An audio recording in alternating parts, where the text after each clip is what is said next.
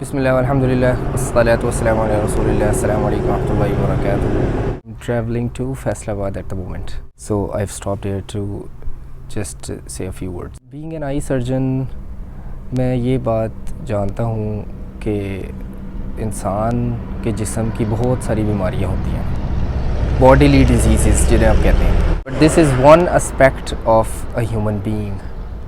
There is another aspect which are called spiritual diseases or the diseases of the heart, جسے ہم کہتے ہیں روحانی اور قلبی دل کی بیماریاں. فار ایگزامپل, جھوٹ بولنا. آپ کہیں پہ غلط بیانی کر رہے ہیں, ایک بات نہیں ہوئی مگر آپ جھوٹ بول رہے ہیں, تو یہ آپ کے دل کی ایک بیماری ہے. This is a disease of your heart. اسی طرح چوری کرنا. آپ نے کسی کی چیز لے لی جس پہ آپ کا کوئی حق نہیں تھا, تو یہ آپ کے جسم کی بیماری نہیں ہے, یہ آپ کے دل کی بیماری ہے. اسی طرح کسی کو دھوکہ دینا مینز آپ کا دل اس بات پہ آمادہ ہو گیا, ایگریڈ ہو گیا کہ آپ اپنے کسی مسلمان بھائی کا نقصان کریں, اس کو دھوکہ دیں, اس کو نقصان پہنچائیں. آپ کے ہارٹ نے یہ چیز ایکسیپٹ کر لی. This is a disease in itself. تو بہرحال ان پر پھر کبھی بات کریں گے. دل کی بیماریوں میں جو سب سے بڑی بیماری ہے اسے کہتے ہیں شک کی بیماری, قرآن کے الفاظ میں یا قرآن کی زبان میں. یعنی اس سے بڑی بیماری بھی کوئی نہیں, اور یہ واحد بیماری ہے جو ان تمام بیماریوں کی جڑ ہے, ان کی بنیاد ہے, ان کی بیس ہے. اور یہ شک کی بیماری کس چیز میں ہے؟ ان تمام چیزوں پر جن پہ ایمان بالغیب لانے کا حکم اللہ تعالیٰ نے دیا ہے. اور یہی شک کی بیماری ہے جو انسان کو مومن سے منافق بنا دیتی ہے.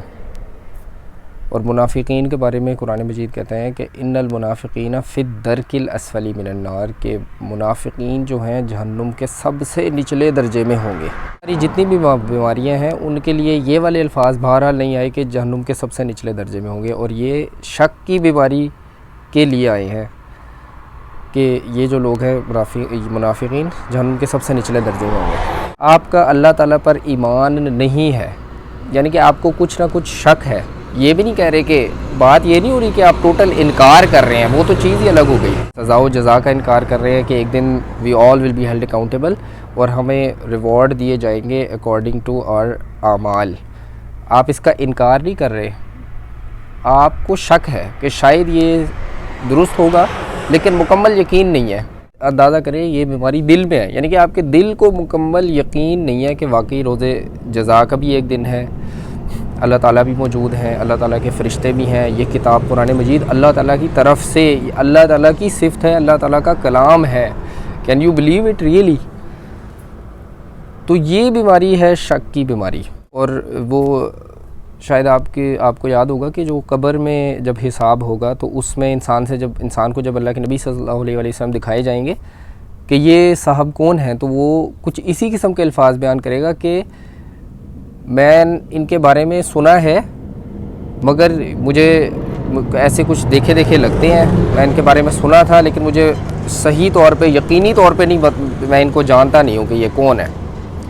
یعنی سنا ضرور ہوا ہے اور شک بھی ہے تھوڑا تھوڑا, مگر یقین نہیں ہے, ایمان نہیں ہے اس لیول کا جو شک سے بالا تر ہو. ایون قرآن مجید میں اس طرح کی آیات ملتی ہیں کہ فلا تکونن من الممترین, تو آپ شک کرنے والوں میں سے نہ ہوئیے. تو یعنی یہ ایسی چیز ہے جو آپ کے دل کو بار بار, ایسی ڈیزیز ہے جیسے ڈفرینٹ ڈیزیزز بندہ ایکوائر کر لیتا ہے, تو یہ ڈیزیز بھی ایکوائر ہوتی رہتی ہے, اور اگر اس کا علاج نہ کیا جائے تو یہ بڑھتی ہے لائک آل ادر ڈیزیزز.